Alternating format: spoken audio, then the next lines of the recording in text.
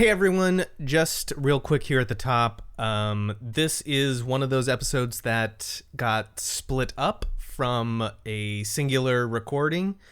The last episode was getting a little long, so I split them up. Last episode we left off on sort of a combat cliffhanger, and this episode is pretty much all that combat, that whole encounter. But because of that, we didn't have like another intro that we recorded where we like introduce ourselves. So instead I just did a little like previously on to get you caught up on what happened last time where that recording got split. That's it. Just a little something different. Just wanted to give you a heads up. Anyway, enjoy the episode. Previously on Memories of Midgar, we follow a large truck, and what it's carrying are machine parts, a lot of heavy machinery that's been repaired by one Tracy of Tracy's Mechanic Shop fame. I think Jewel is mostly excited about the prospect of camping. She's had a bunch of coffee too recently, yes. right? She recently downed a coffee before we got here. Elysia, you hear knocking on your window, and that kind of like startles you awake. Who are you? I'm a good friend of Artie's, and you seem to be good friends of Artie too. So we're best buds. You're Kenton? You know me. You're dead. Take this, decrypt it, keep the information, make sure Shinra doesn't find it or find you with it, and then take down Shinra. Yeah, it's time to wake up, miss. We're here, and you are in fact stopped at this kind of like parking area of this mine. Welcome to the Mythril Mines. I'm Keen, foreman here. What business you have here? Are you looking for work? Any word on getting a ride to, I don't know, Com or in that direction, that general vicinity? Again, if you want to leave now, I'm leaving now because it's lunch break. I got an hour for you, tops. So Ruby just kind of like hooks a finger underneath his scarf. Oh, this is really lovely. You've really got some style. Oh yeah, that's our uniform. We take great pride. That's velvet. Yeah, much of it around here. Yeah. No kidding. Velvet, that's a bold choice for working in a mine. But I like it. I like bold choices. Thank you. Really helps the dust cling to you. Yeah, it really absorbs the water and dust that's down here. The ride is all the way on the east entrance of the mine, so we're gonna have to walk through it. So Keen leads you down into the entrance, the first kind of like tunnel.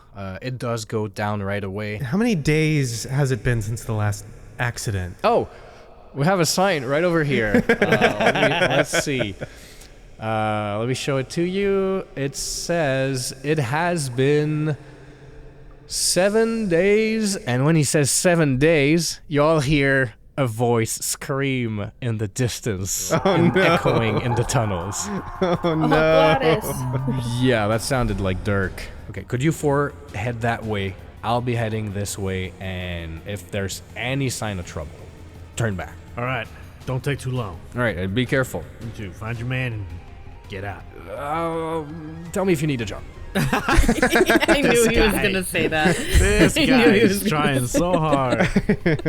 And he takes off in his tunnel. Artanis turns around. All right, well, looks like we are temporarily employed. And he's going to pull out his gun and have it in that like Resident Evil running stance where it's like aimed downwards and you're running down. And on that platform, there seems to be some sort of territorial feud between some strange-looking, crab-looking creatures with very spiky legs and scissor-sharp pincers. Oh, fuck. And a flying insect, like a flying lizard-like creature with insect wings fly by attacking those. And as you sort of like show up, they sort of like join forces and rush towards your way. Roll for initiative.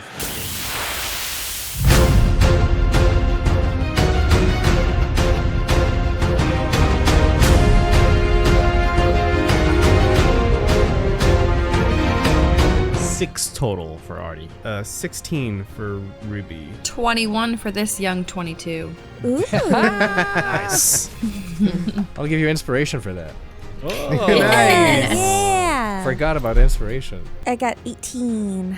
Are we good to go? Yeah. I think so, but I am going to have some questions about my limit break. Oh. Oh yeah, you have it Yeah, on. you're- I have it, and I'm like, use it or lose it, you know? It's just like it was before, but basically it's an attack that hits for free if you use it. Okay. Just hit. And then you do, it's kind of like a character specific, but for you, it's going to do quadruple the dice you normally roll on an attack. So you're gonna roll 4d6 plus 2 Okay. on one target. Wowza. Sorry, one flying bug who's about to get just absolutely destroyed. Yeah. I Right. love that though, when you just overkill with a limit breaker. I'm still working off that coffee is what is about to happen. But you are first in line. I had a feeling. Well, I am going to do that. I am going to activate my limit break, and Jewel is going to go in guns up blazing, running towards these insectoid crustacean creatures, and is going to do a bunch of blows with her mithril talons, her new mithril talons, thanks to Elysia. Alright, so activating the limit break, there's a surge of power running through Jewel's body. I'm pretty sure, if I'm remembering correctly, it was very similar to Flurry of Blows, which was just like a bunch of punches all at the same time, very anime style, like If I remember correctly, it's like you kicked the ground and it sort of like opened the crack towards the enemy, and oh, you sort of like somersaulted on it or something. But describe it like, let's just scrap all this. Describe Yeah, it this however you is want. rebirth, baby. All right, it's true. If it's a flurry of blows, Yeah, we're on great. PS5, Like I think JoJo. that's what JoJo I'm style. feeling with my new mithril talons, is I really want to work those in. So I'm gonna do. All you have to do is just say the name of your limit break and then describe it. I'm gonna call it Flurry of Blows. Flurry of Blows! Jewel is going to run up to this thing, guns a-blazing, and activate limit break, and this surge of power is just going to make her hands almost go at quadruple speed, if you will. You're not even really seeing them hit these creatures. It's just a blur of motion as she attacks these things over and over. The damage, 11 plus 6, 17, 18, 19. That will crack this thing completely, and it will just die and be flung into the chasm, disappearing into the darkness forever, never to be seen again. Incredible. Oh, it does like for Final Fantasy X, whenever Titus would hit it off the field, it does the ping, that little white light in the distance. I thought you were gonna say the Final Fantasy X overkill when you go way over the. Oh, the HP. Bah! Let's not go crazy. It was 19 damage. it wasn't Titus. It's it was Orin when he knocks them out of the. Right. I have that game on my Switch also. Let's play it and then make a TTRPG from it. Yeah. I'll do it. Yeah. Spheres, give me a spreadsheet. Yeah, he went to making some more Excel sheets for like Blitzball or whatever the fuck. Oh my god. Let's go. We're about to play like the most in-depth fantasy sports game right here. Let's go. I'm so in. You have no idea. I'll do it. Players and stats. Oh my god. It's just like a sports campaign. Yeah. Oh my god. Can we make this happen? Can we do like the Japanese baseball team builder game? Can we do that? Absolutely. Alex, I think shit. you just found the next thing to like run. Yep. Oh my god. go. That would be so sick. Okay, no, I'm sorry. No. Elysia, you're next. Seeing that happen, I like to think Elysia was the last one up, and she comes over with her bag in front of her and she goes, "Oh, good job, Jewel," and then reaches into her bag and says, "I got something," and then throws it, and it's the Inferno Bomb. Oh, that's A plan. Everyday Heroes thing, right? Yeah. That's from the Everyday Heroes part So, of the game we're playing. I guess for a Final Fantasy equivalent, she just grabs a grenade and throws it. Yeah. It's part of your toolkit, so, Yeah. So maybe she unzips the front bag. Like, the main bag is all the science kit stuff, but then the front bag is the explosives.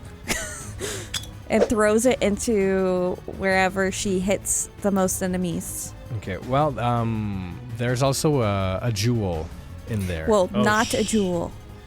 So, well, no, Jewel's not engaged with any creature anymore because Killed it. flung it. Yeah. I can see there being like a spot in between the kind of like flying lizard and the crab creature. Okay. Hitting both. I'm not familiar with the plan, so just tell me what you're rolling and roll it. Says that they must make a dexterity saving throw against my DC, which is 15. Okay, I'll do just that. So the crab creature rolls a 9 and the other one rolls a 12. Yeah! Okay, they take 46 fire damage, ignoring armor. 46? Yes. Do it. So 12. Cool.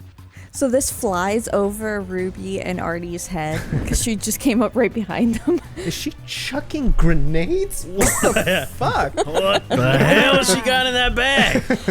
I thought she said she was a medic. Yeah. And I was just like, all these questions are asked while the thing is arcing towards the two creatures. And when the last question is asked, it explodes. Two things happen. The castanet, the small crab creature, is gonna take 24 points of fire damage because it's vulnerable to fire and instantly be incinerated and die. See, gone. Yes. Insert Final Fantasy monster sound dying here. The lizard, however, seems invigorated by the flames and is thoroughly unaffected. In fact, seems better now than it was before getting hit with it. Green numbers pop out over sugar his body. Oh. Well, I took care of one. And so that leaves us to Ruby. Okay, how many baddies are on the field? Just the flying lizard now. Oh, just the flying lizard? All right, well, let's win that motherfucker. She snaps open her diamond fan, and materia glows, and she spins around and does like a little kick with her high heels, and like sends a tornado, a small tornado of whirling air towards this flying lizard. I'm pretty sure I need to roll a a dexterity saving throw. Oh, you gotta do a dexterity saving throw. Okay, so that would be a DC 14. Cool. 20. 20. Crit. Respect. Respect the crit. Respect that crit. So I'm It gonna gets- take half damage. It get healed. It's healed by this fucking wind too. He just said it. He says he takes You're half fanning damage, the flames. right? I mean, because I saved, I can take half. You Oh, still okay, roll. okay. I take Yeah. half damage. It's Is it 3d6? 6. 3d6. Okay. Yep. 7, 11. So that's probably 7 damage. 6 damage. It takes 12 because it's also vulnerable. Saved but vulnerable. to Gotcha. win. You kind of like hit it right in the wings, and it loses its balance, falls to the ground for a second, kind of like hits its head on the ground, and then clumsily regains flight, and appears ready to strike. Gross. And so as let's call it a small dragon, takes flight again, and goes, shakes his head after the concussion, inhales deeply, and starts exhaling fire towards the 3 people that are still in the back. Everybody roll a dexterity saving throw. Remember that you could take your in this system you can take your reaction to move up to your speed and fall prone to take cover and basically just like not be in it. Nah, I'll take the fire. Fuck it. I will probably do that. I'll fall prone. I have like no HP, so. 16 for me. Cool. That's a save. I don't want to go prone. 22 Dex. Ooh, save. okay. So you both save. So you'll be taking half damage from this. Gotcha. So 4 fire damage. Artie, Yeah. the yellow orb on your pistol, I believe, glows, and you feel like your enemy skill, Materia, has just gained the knowledge of flamethrower, the flamethrower enemy Yes. skill. You see Artanis just spin in a circle. What the hell? He just spins in a circle for no reason. What Artanis will do is, from where he is, he'll look like put out some fires on his jacket, like, "Ugh, this is a good coat," and he's gonna aim at the little lizard dragon and fire off with the peacemaker. 19 plus 5 is a 24. That is a hit. 5 plus 2, 7 damage. You hit this thing square. It's still holding on, not quite dead, but it doesn't have much left. I'm gonna burst with action surge, aka in this case extra effort. Okay. So he'll click. I assume he has a hammer. I don't know what the peacemaker looks like. I forgot, but It's a revolver. All right, yeah. Then he clicks back the hammer and does it again. 15 total. That hits. Ooh, that damage is a little better. 7 plus 2, 9 damage. Cue the Final Fantasy VII enemy dying sound.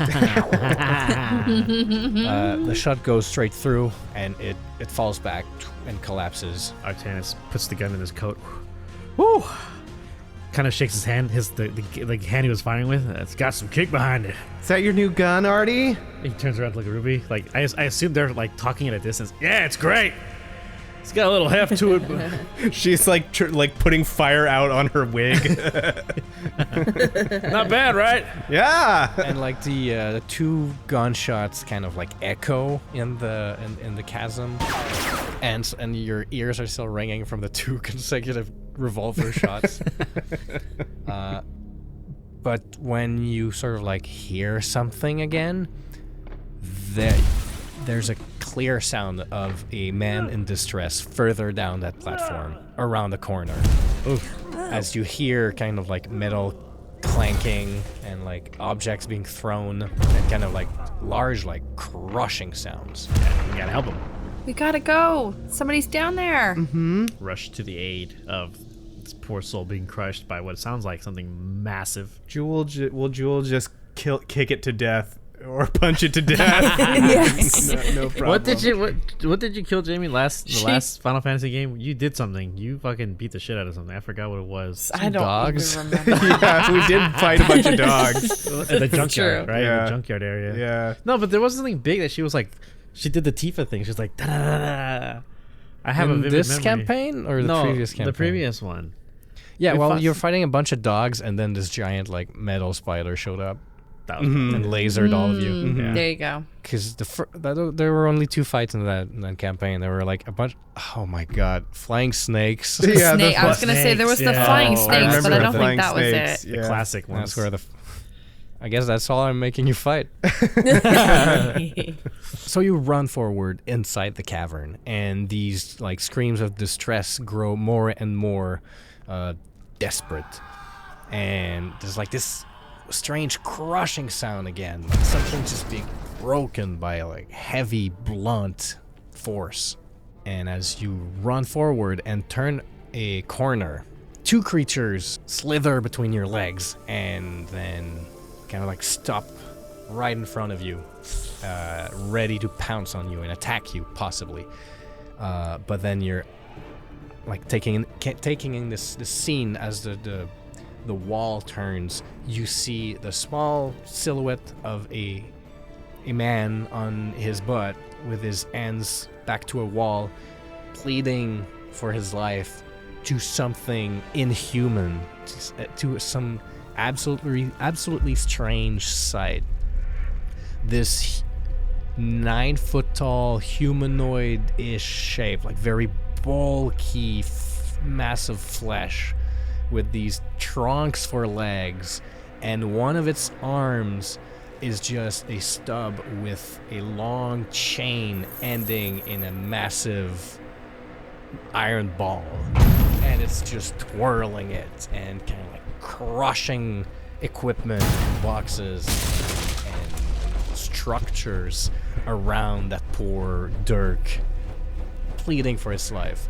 And stopping you in your run are these 2 4-foot tall looking snake creatures with like a little like bluish tint and a 2-pronged tail, kind of just like doing the rattlesnake thing at you, and kind of like just baring their teeth at you. Immediately roll initiative again.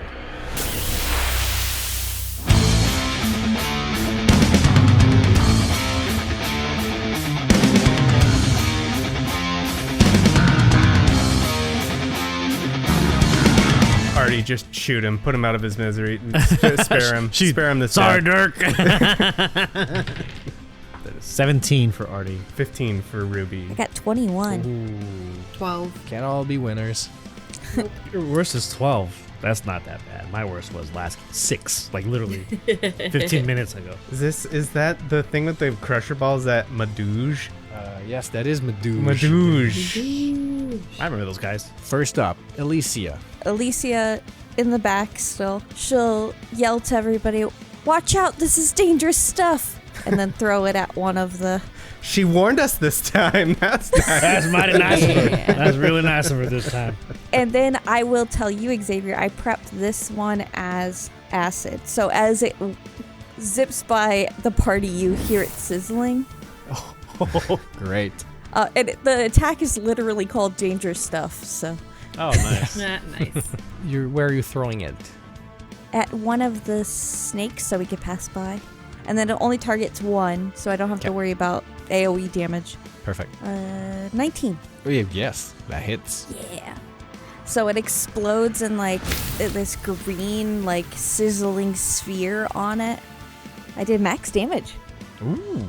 So in classic like Final Fantasy VII, it's like that sphere that goes on it. Like it doesn't make any sense how it stays spherical. Yeah. I forgot about that. Goop ball. Yeah, it eats it like right into everything. It like its flesh is just like, you know, melting and burning as it screams, but it is not gonna give up. As a response, the snake sees your move and returns the favor. No, I don't like that. Opens its jaw, and there's this just like very precise kind of like cone of cold air that just shoots out, kind of like almost spitting venom, but it's just this cold air, and it just basically hits you at a distance. I don't like it, but I'll accept it. I have rolled a 2. There's no way. Yeah. Yeah, no, even with bonus, no. So it sort of like doesn't reach. It fizzles out. Like the cold crystallizes and tiny ice crystals that just fall to the ground and kind of like melt away immediately. After all that running, it was really nice to get that. Refreshing little misty breeze. Yeah.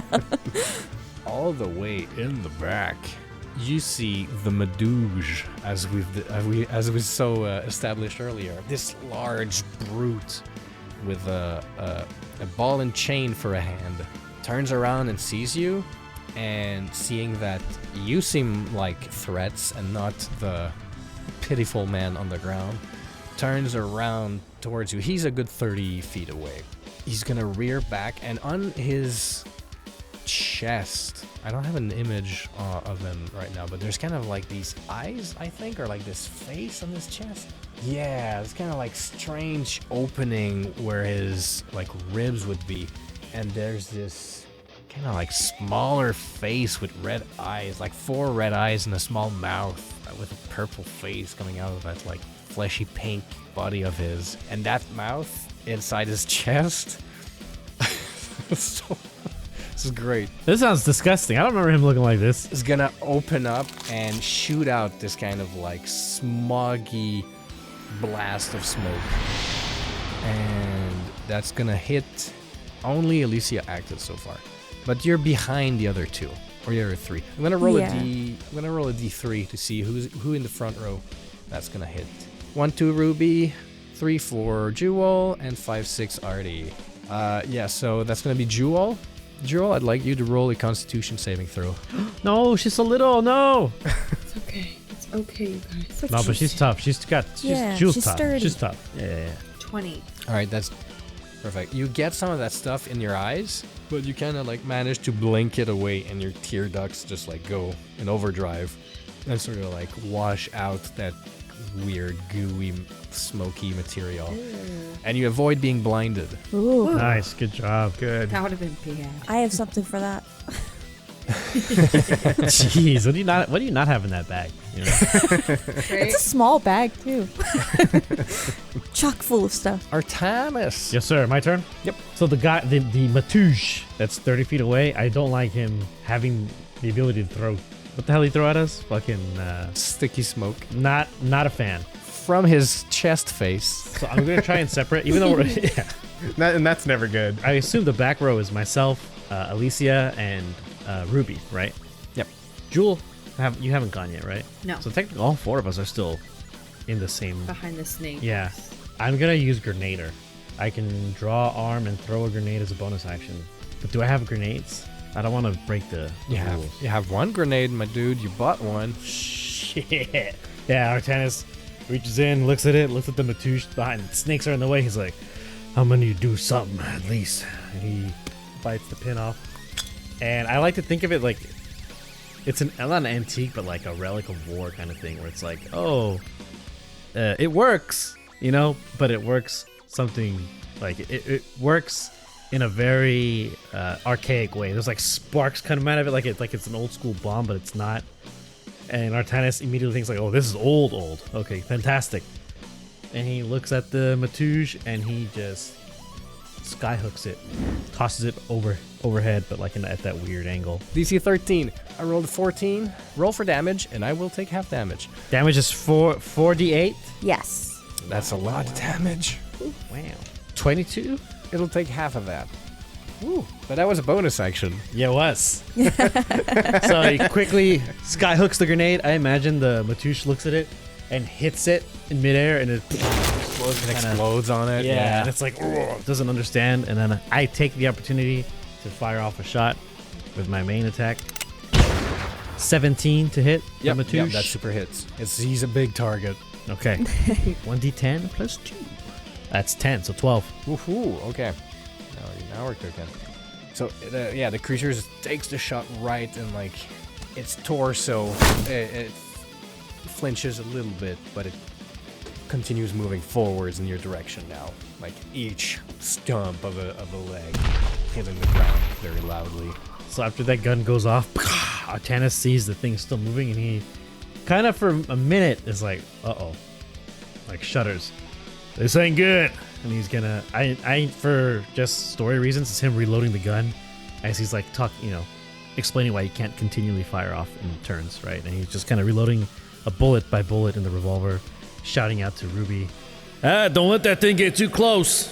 Well, it is Ruby now. Okay, we still got like a snack here, right? Yeah, there's a snack still. Okay. There's two snacks. Oh, there's two snacks. snacks? Yeah, two snacks. One's been hit though. Yeah. Can I just stomp on it? Yeah. Can I just whack it with my fan ave? Yeah. Okay, I'll do Always that. an option. I don't care what you say, Snake. I'm about to tread all over you. And gonna try and step on it with her high heel. The one that's been hit, if that's okay. If that's the one that I can. Yeah, that's very okay. Okay, that's a 16 to hit. Yeah, that hits. Got it. And that's 4 damage. Total? Yeah, I also have something called an offhand bonus attack. Can I make an attack again? You can.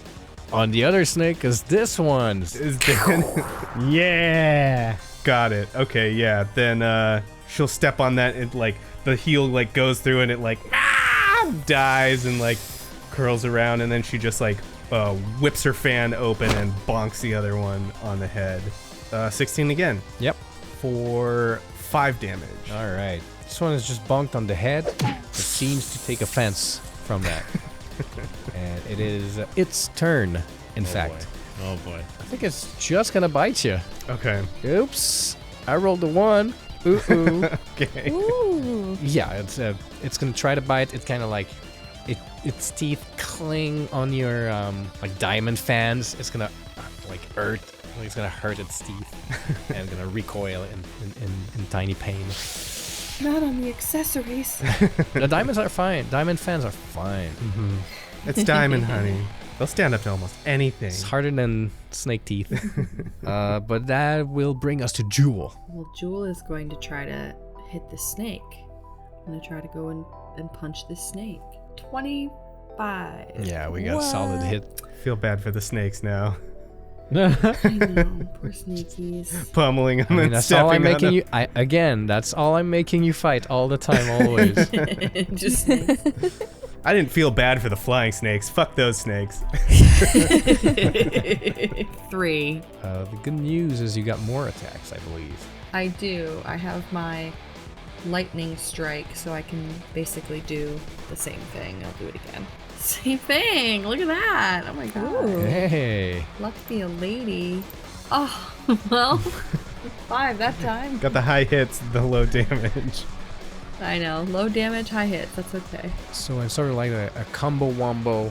Jewel will bam bam, like 1 foot, 1 claw, and you quickly dispatch this other snake, leaving only the Medouge coming right at you, all of you. And it brings us back to Elysia. Alicia's gonna fumble through her pack and take out a syringe that still has the sterile tip on it.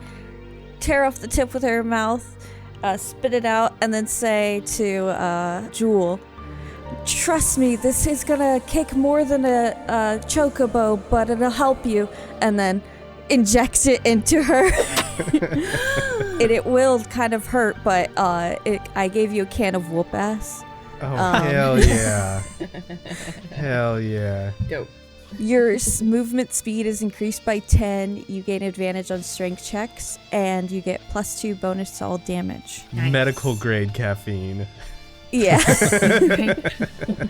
And then that'll be my turn. That was my action, and then I'll just stay behind the party, helping out in any way I can. I am invigorated. It's a good thing you did that. That's nice. Who hurt the Medouge most? I think it's just Artie, right? I think he's the only one who's done anything to it, yeah. Yeah. Medouge will continue to stomp its way forward, and when it's about 10 feet away from Artie, it's gonna twirl its ball and chain, and it's just gonna arc it and like just hammer it down towards Artie. But I rolled a 2. No. Well, what's your defense? 16. Okay, no, you're fine. It's just gonna be like a wild swing. It's gonna crush the rocks underneath you, like next to your feet, and just like create this big crater in it, just sending shards of rocks flying. Yeah, I envision Artie kind of like moving out of the way. The rocks kind of fly up. Dust hits his like coat, and he's like, "Ugh, my coat! Damn coat. My velvet coat. My velvet coat!" Artie, it's your turn. Okay. Don't like that. He's like right next to me now? Or Yeah, 10 feet away. Yeah, so he's still considered far away, a nice distance. So tell me, Mr. Materia Keeper, Materia Master, how do I ensure, or how can I check if Odin hits everybody and not just one thing? Well, I mean, I can tell you how it works because you would know. When you call forth Odin, he will show up and he will just attack of his own volition any target it sees fit. And then when it's time for Odin to leave, it'll do his final attack, Zantitsuken, which has a chance to basically auto kill any target, And he's not gonna like attack, every target. He's not gonna attack us, though. No. Oh, okay. It's not gonna hurt course not. Dirk No. either. No. Okay. So No. yeah, Artanis sees the Medouge hit the ground, stuff flies out. He kind of hops back and looks at what's going on, sees everybody in trouble, sees Dirk cowering still on the ground, and he's like, "Well, no time like the present." And he'll do like the animation for summoning. His animation is like he puts the gun away, claps his hands together like Jujutsu Kaisen, and does like the domain expansion. It suddenly gets really dark in the cave, as if like all lights were extinguished for a second, and then moonlight shines from the large chasm behind you, like under the platform, as you briefly see kind of like the moon for a second, and the silhouette of Odin on his 6-legged horse Sleipnir, and he jumps forward to meet you on the platform you're standing on as the moon just vanishes. And then there he is, towering over all of you, even the Meduse. Rider, the horned knight with his extremely large curved blade. And he's just like riding this horse who's just doing circles around the place. And then as you're channeling the summoning spell, at the end of your turn, basically, Odin will attack. So unless you're doing anything else, Odin will take a first slash. No, that's my action. I don't know how much materia or magic points it costs me. 10 MP per round. 10? I can only use it for one round. Okay, well, there you go. Next I round. 13. I only got 13. Well, then I tell him, if he listens to me or whatever means of communication I have with Odin, Artanis kind of just like points to the Matouche. You're next. Odin will silently obey your command, but without kind of like nodding at you. He just like does it, and he'll swing his blade towards the Meduse. Like, what's your magic attack bonus? Magic attack mod is +5. Okay, so I'm gonna do my attacks at +6. Yeah, because he's level 1 summon. Okay, that is a hit. Big swing. That's gonna do 2d6 plus 7 damage. Oh, snake eyes. Odin. This is why nobody believes in the Norse gods anymore. They did this. Snake eyes worth of damage. So he hits him on the ball, which doesn't do much damage to him. Next up, we got Ruby. With the snakes dead, Odin's on the field now. That's certainly surprising.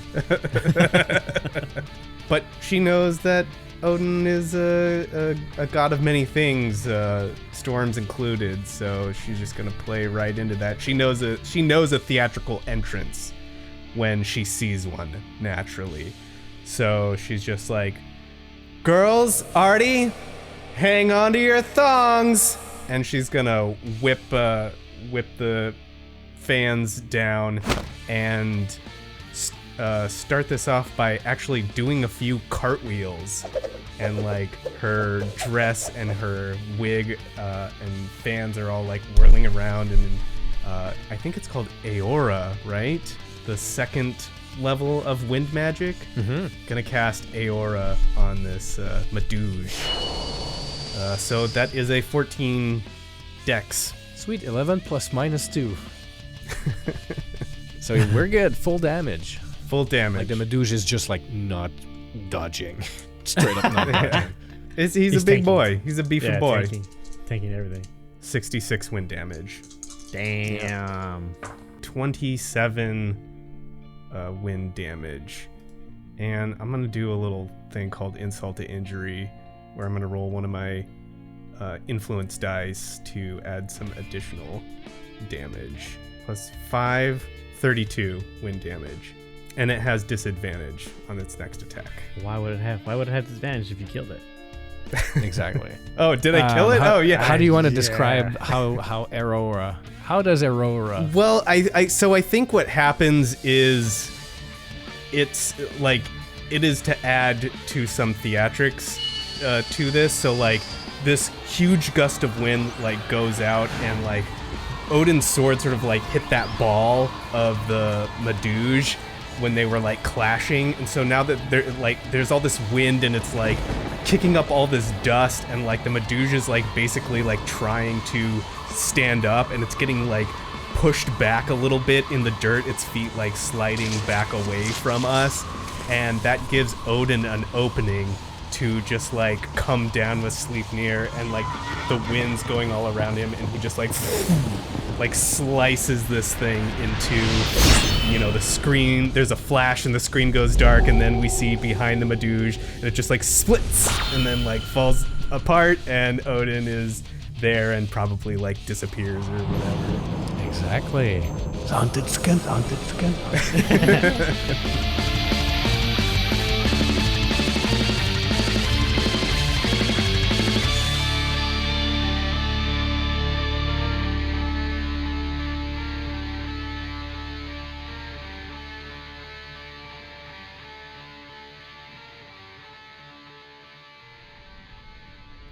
Perfect. And just with that, the silence returns to the cave, except for the quick and shallow breathing of one Dirk standing back up to his feet. First thing that Artie does is when he unsummons Odin. It's like I like to translate the MP loss and lack of to his body. He just starts coughing, almost vomiting on the ground. Oh, can't do that one too much. But that's actually, I think, like, canonically, that's how they explain it too, in just FF7 in general. Just like, that's why not that many people just use Materia all the time. It just takes a mental toll. Like, you need to have a good old mental. Oh my god, Artie, where did you get that? That's new. It's the thing. I got it from Kenton's belongings. Oh, you're just full of surprises. Are you okay? Yeah, I'm fine. Whew. Ugh. While you guys are looking at Artie, Elysia will do a quick assessment to, I recognize these symptoms. He doesn't need my help, but then rush over to Dirk to see if he's okay. Dirk is standing back up. He seems like he's got some superficial cuts and bruises, but he seems all in all fine. He's holding his side, probably has like a bruised rib, possibly broken rib, but he doesn't seem to be dying or anything. Digs through bag, starts to take out a potion for him. He'll just say, Thank you. Who are you? Are you the new hires? Did Keen send you in? Everybody's really trying to hire us. Let me ask you this, Dirk. If we get hired, do we get cool velvet scarves like that? Do you? And then he'll open one of the boxes that was crushed by the Medouge, and it's just like stock full of velvet scarves. Let's go.